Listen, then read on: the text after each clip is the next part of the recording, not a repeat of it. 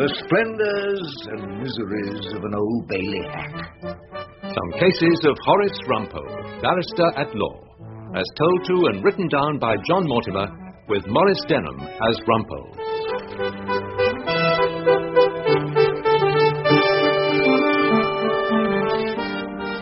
Rumpole and the Case of Identity. Have you seen this man? And were you in Darjeeling Road, Walthamstow, around 8:45 on Tuesday, March the 4th? The police want to interview a tall, well-built man, long sideburns, who was wearing a tartan cap when the manager of an off-license was attacked. Now, here's a case of stolen jewellery. Oh, right, lad. Where the thieves... One for the road? Not really. It's the wife. Bet he'll be waiting. Eagerly, eh? Give old Freddie's love to the little lady. This Albright minicars. Albright will see you right. No, I'm Freddie Albright, the governor. You an employee named Anstey, David Anstey? Oh, this is Dave. What's all this about? You Anstey? What about it? Anstey, I'm arresting you, and you will be charged with wounding What are you talking with about? intent to commit grievous bodily harm on Patrick Feenan, manager of the Darjeeling Road off licence on the night of March the 4th last. Me? I was on. never near the place. Get your Hey, Don't look worry, here. mate, don't worry. Freddie Albright will see you right.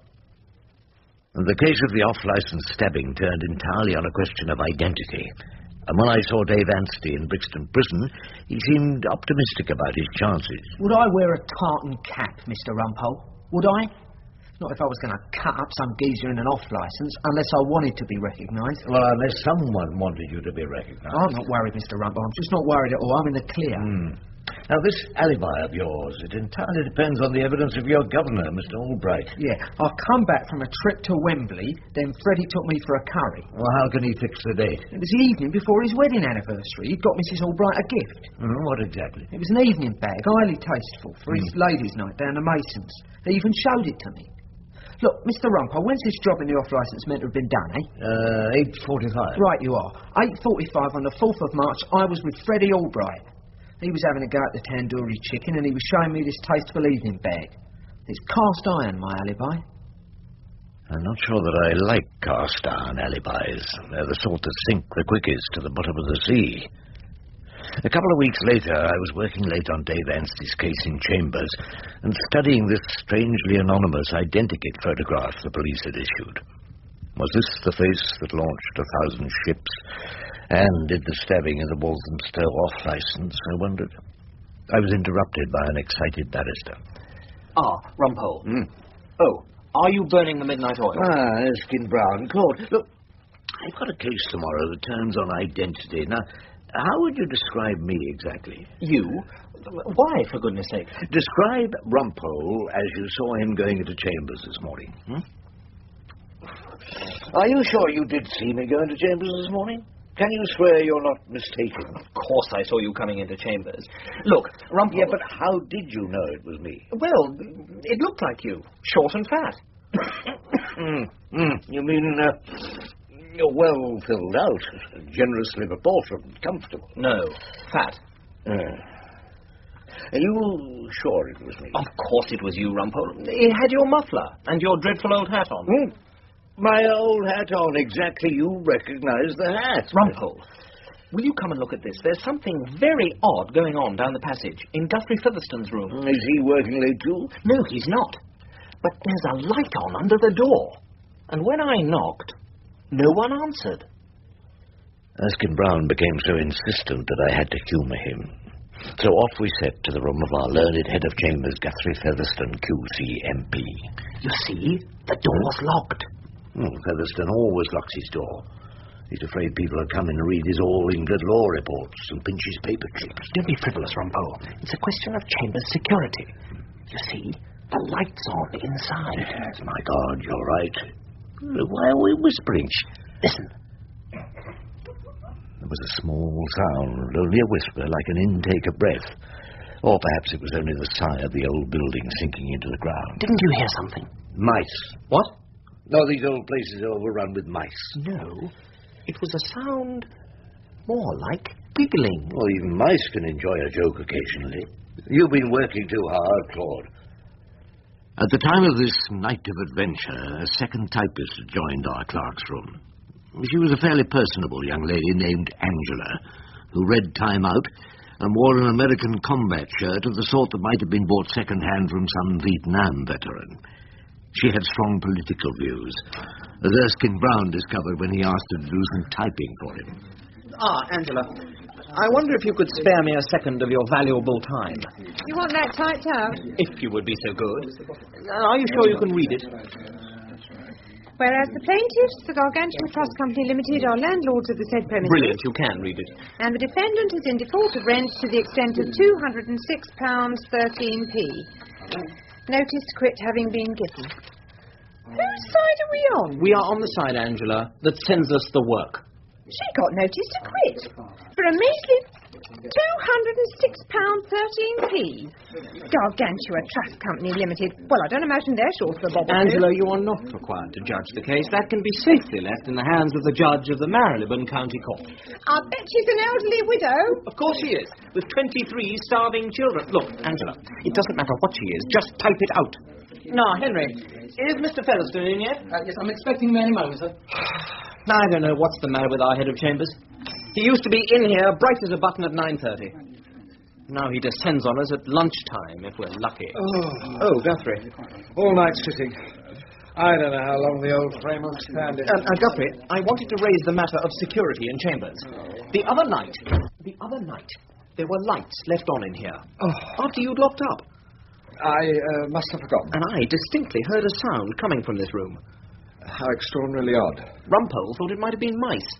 Oh, really? And there's another matter I wanted to raise. Another? That new girl, Angela. The one who does the typing now. Oh, Henry says she's a bit of an asset. I know nothing about her, of course, but it seems to me that Diane just couldn't cope single-handed. But the girl objects to typing a landlord's statement of claim.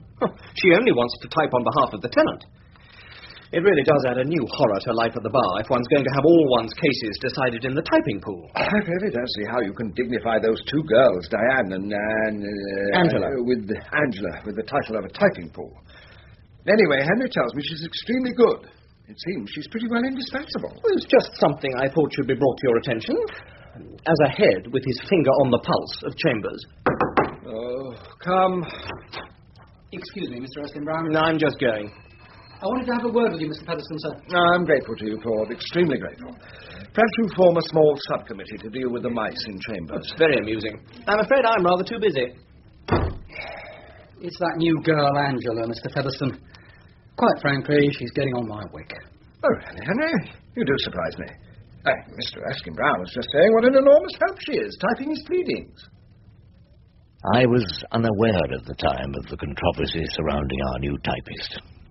Indeed, I was busy down at the Old Bailey on the case of the off-licence stabbing, in which my learned opponent, Miss Philippa Trant, was just calling the victim himself.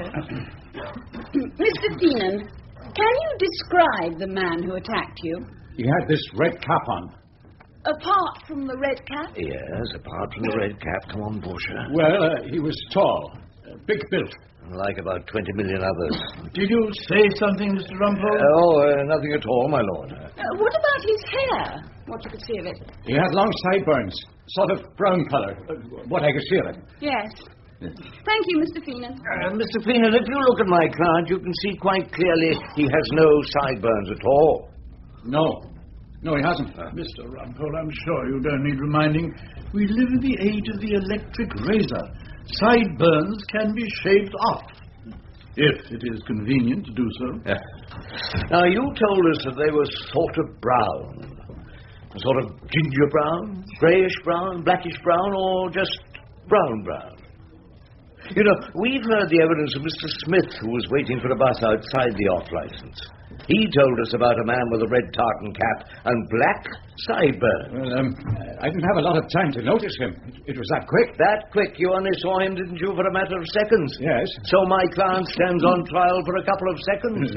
It will no doubt be considerably longer by the time you finish, Mr. Rumpole. Mr. Justice Vosper was at it again, trying to make a joke. Coming for a spot of lunch, Rumpole? Well, later, just going down to see Anstey. Yes. How are we doing? I beg your pardon? I'm Freddie Albright, Dave's governor. Albright will see you right. You know, that's my motto, Mr. Rumpole. In many cars as in like. Our alibi witness. Oh, certainly, Mr. Rumpole. Alibi ready and waiting. Any time you want it. Must look after young Dave. Oh, and Mrs. Anstey, of course. I'm Dave's wife, Betty. That lovely girl, Betty. Exceptionally lovely girl. Exceptionally. Dave Anstey's wife was, in fact, a luxurious blonde, snuggling warmly into an extremely expensive fur coat. And an exceptionally beautiful fur coat you have on, Mrs. Anstey. Oh, thanks ever so. What's the chances, then? Oh, sorry, old darling, can't talk to witnesses. Mrs. Anstey could come into court if she wants to. I can't go into that court, Mr. Rumpole. Not to have everyone staring at me because of David. Dave's all right, isn't he? As well as can be expected. I'm sure he'd appreciate a visit down the cells. I promised the young lady a lunch, Mr. Rumpole. Better get our skates on, Betty. We don't want some lawyer nicking our table at the Savoy now, do we, Mr. Rumpole?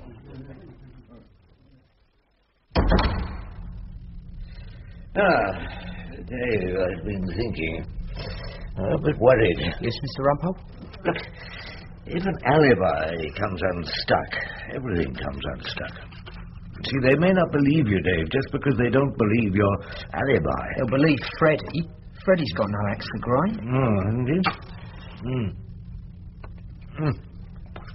I've been doing a bit of research. Freddie Albright owns the off license where Penny was cut. Did you know that?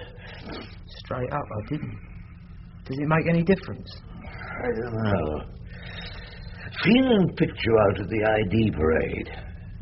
You'd never seen him before? Never in my life, straight up. Someone must have told him about you and your remarkable headgear. You trust Freddie Albright? You must be joking.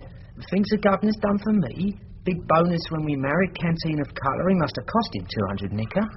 And a fur coat. What's that? No, I was just wondering where your wife got her fur coat from, Dave. What sort of coat, exactly? Oh, God knows, but some rare animal gave up its life for it. I bet he works, doesn't she? She saved up for it. You've got to call the governor, Mr. Rumpole. Freddie's promised. He'll see me all right.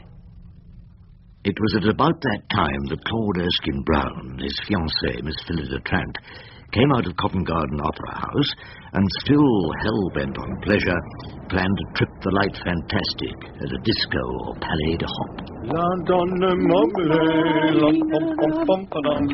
Wasn't Domingo magnificent? Perfectly splendid. Tired, Philly? No, not really. Why don't we dance? Whatever for?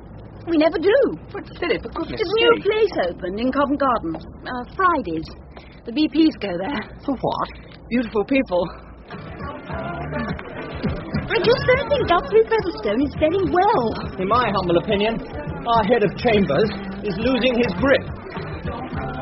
I say, steady on, Penny. You'll do yourself an injury. Oh, what are you doing? Oh, look over there. What? That girl. Oh, God, it's Angela. The typist who came to us from Time Out. Angela. Say, who's she dancing with? Apparently with herself. No, she's with a man in a rather violent shirt. Really? Who is he? Can't see a thing. It's pitch dark in here, Philly. It's like the black hole of Calcutta. I think it's rather fun. I say, look out, they're going. Is it? Oh, it can't possibly be. Oh, my God, it is. Oh, Philly, this is quite appalling. Guthrie Featherstone. Our head of chambers. Out dancing with the typing pool.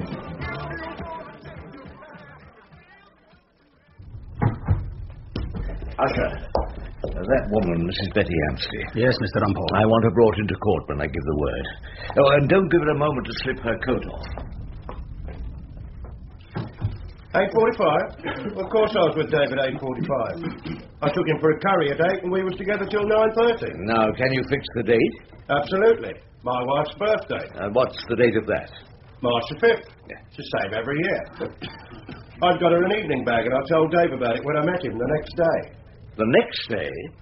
Right. The next day when we went for the curry. That will be March the 6th. That's right, my lord. Well, I wanted to ask you about the day before your wife's birthday. Well, March the 4th? Well, I don't know what Dave was doing then. No, I tell a lie. Do you, Mr. Albright? Was it a Tuesday, March the 4th? Yes. Oh, then Dave had the night off. I remember he'd been off a couple of nights before we went to the Mogul Palace. You know, the Indian restaurant in Walthamstow. So you don't know what Mr. Anstey was doing on the night of the 4th? I haven't a clue, my lord. You may like to remind the jury, Mr. Rumpole, that the stabbing of the off-licence took place on the 4th of March. Mr. Albright, did you not sign a statement making it clear that you were with Mr. Anstey on the evening of the 4th of March? Well, I may have done, yes. My lord, is my learned friend entitled to cross-examine his own witness? If the witness is hostile, yes. Or does my learned friend suggest that the witness is hostile to him? No, I suggest that the witness is hostile to the truth. If the witness has signed a previous inconsistent statement, you may cross-examine him. Thank you. If you think that's a wise course, Mr. Rumpole. I am obliged to your lordship. Mr. Albright, is your company the landlord of the off-licence where Feenan was stabbed? Well, it might be. And what do you mean by that? Is your business empire so vast you can't be sure where your boundaries lie? We've got the lease on the off-licence, yes. So Feenan was working for you? He might have been. And what was he doing? Putting his hand in the till, not paying his dues?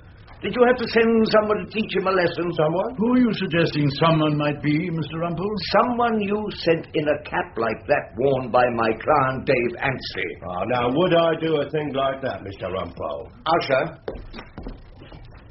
Fetch her in now. All right, Mr. Rumpole. Mr. Albright, are you friendly with my client's wife, Betty? Well, I'm like a father to them both, yeah. And whilst my client's been in custody, have you been seeing Betty Anstey regularly? Well, I've tried to take her out of herself, yes. Has taking her out of herself included buying her an expensive fur coat? The one she's wearing now? That is my client's wife in the mink, isn't it? Well, I may have lent her a bob or two, you know, tied her over. Yes. Thank you, Mrs. Anstey. Mr. Albright, has your object in this case always been to have Dave Anstey convicted? Look, I put March the 4th first because Dave asked me to. He asked you to? He said it was the date of the stabbing night. Look, I'm sorry, I can't help you, Mr. Rumpole. I'm sorry I can't help you, Mr. Albright, in your attempt to get your mistress's husband put inside for a long period of years. Mr. Rumpole, is there any basis for that suggestion? Well, if there isn't, perhaps my learned friend will call the lady to rebut it. She's still outside the court. You sent your hireling wearing that entirely recognizable cap to teach Paddy a lesson. So, Paddy identified him. May I remind you, Mr. Rumpole? When your client was picked out at the identification parade, he wasn't wearing a cap. No, of course, not, my lord. Perhaps you'd care to tell us, Albright, who was it that gave Feenan his instructions? Didn't Feenan know who you wanted fitted up with this little enterprise and the off-licence? Fitted up is hardly a legal term, Mr. Rumpole. It makes it sound like a cupboard. Then shall we say framed, Albright?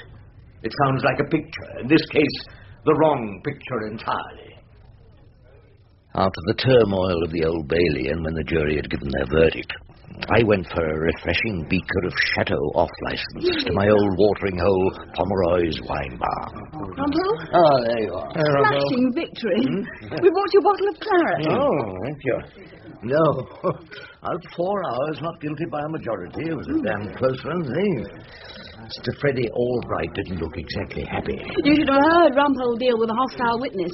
Company. Oh, thanks, Good Rumpole. health. Cheers. Cheers. That's good. Rumpole, it's high time that a little justice was done to you. Justice? It's a rotten shame. You should have been head of chambers long ago. It was yours as the senior man. Everybody thought so. Of course, in those days, we didn't know the truth about Guthrie Featherstone. Oh, no? And what is the truth about Mr. Guthrie Featherstone, QCMP? Claude quite honestly thinks he's lost his marbles. He's quite simply having it off with that female communist from the typing pool. I'd just like to know why you're making this extraordinary suggestion. Well, Claude and I saw Guthrie Featherstone dancing in Fridays. The QCMP dancing? Yes. What's your evidence for that? The evidence of my own eyes, Rumpole. The evidence of people's own eyes can, as Miss Trant knows, be extremely unconvincing. Did you see his face? What about the sideburns? We didn't see his face exactly. No, he had his back to us, but she was there. Well, the communist menace of the clerk's room. And Guthrie was wearing some sort of multicoloured shirt with flowers on it.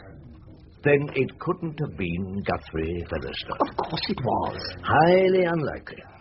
Guthrie Featherstone simply doesn't wear multicoloured shirts with flowers on them. I wondered if I was to spend the rest of my life defending our head of chambers on various charges. It wasn't so long ago that I won him an acquittal in a nasty matter of proposed divorce before his wife Marigold. Well, if this sort of thing went on, I'd have no time for paying clients. I sought Featherstone out in his lair. Ah, Horace. Henry said you wanted to see me. Well, don't you want to see me? Not particularly. Well, I'd say you needed a little help. I'm perfectly all right, thank you, Rumpole. Well, you? A young Erskine Brown alleges he saw you dancing. With Angela? Huh. Claude Erskine Brown suspects you of having a red in the bed, so far as I could gather.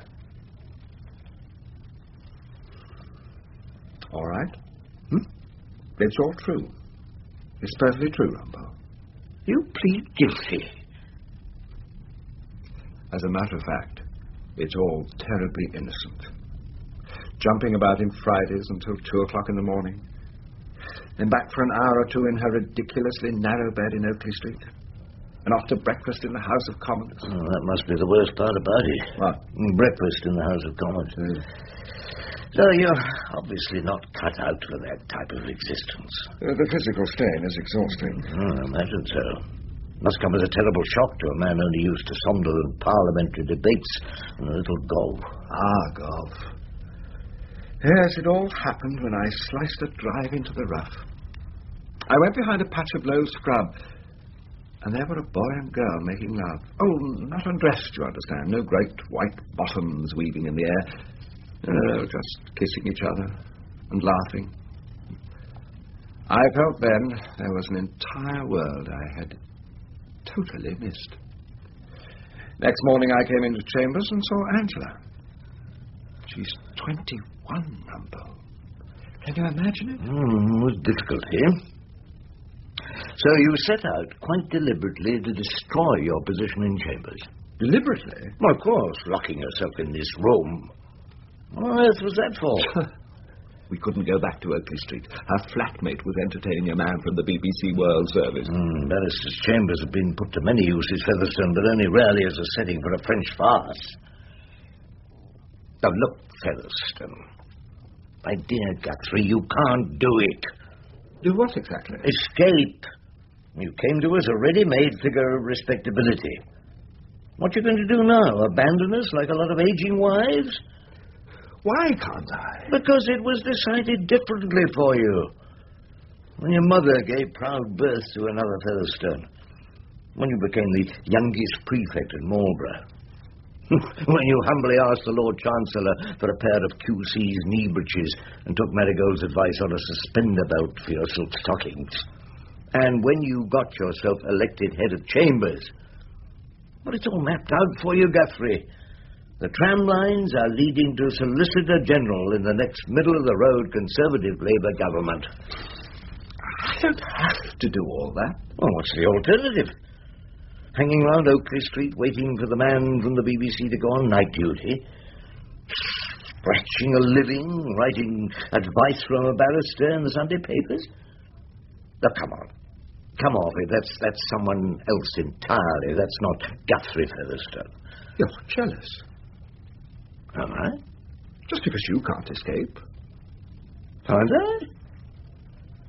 Well, of course I can. I'm a free soul, a soul entirely free. Just because you're tied hand and foot by the income tax and the VAT man, and when Henry's going to find you another brief, and she who must be obeyed. Featherstone, is that any way to speak of Mrs. Hilda Rumpole? I don't know. You do. Oh, that's is a husband's privilege. Anyway, why do you say I'm jealous? I don't know. Is it because you want to be the only anarchist in chambers? Was there a certain truth in what he said?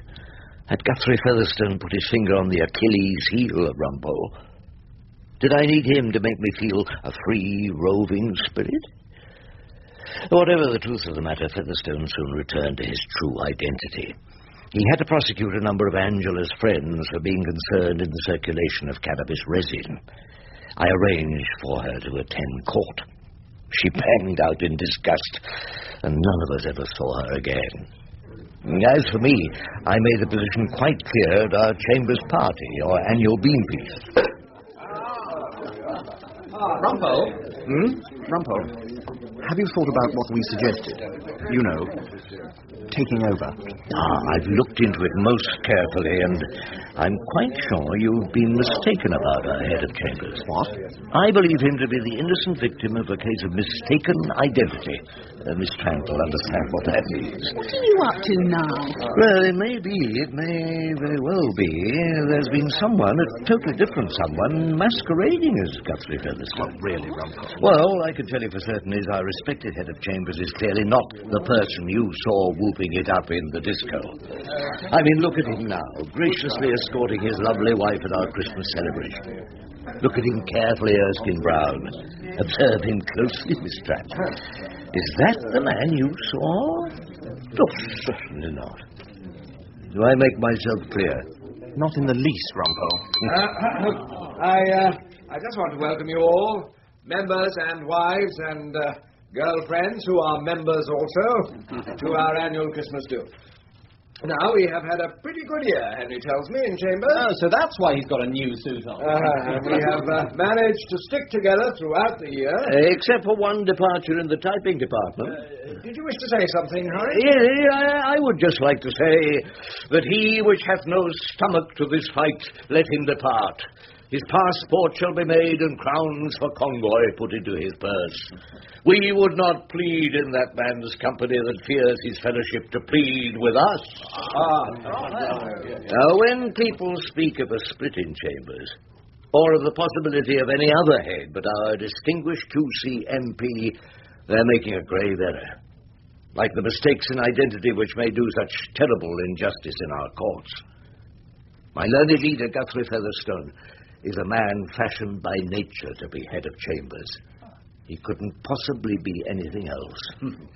So, we Old Bailey hacks, we common soldiers of the bar will attack a new year under his flag, crying together, God for Guthrie, Miss Trant and Erskine Brown. Henry and Diane be in our flowing cups, freshly remembering. Sorry, Featherstone, old darling. You're lumbered with it now.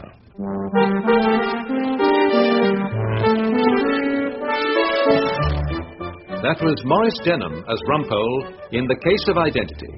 Mr. Justice Vosper was Robert Harris, Guthrie Featherstone, Michael Spice, Erskine Brown, Brian Carroll, Miss Trant, Amanda Murray, Angela, Judy Franklin, Henry, Hayden Wood, Feenan, John Church, Detective Inspector Ives, Michael McStay, Freddie Albright, David Dacre, Betty Anstey, Rowena Roberts, and Dave Anstey, Philip Davis. Rumpole and The Case of Identity was written by John Mortimer and directed by Peter King.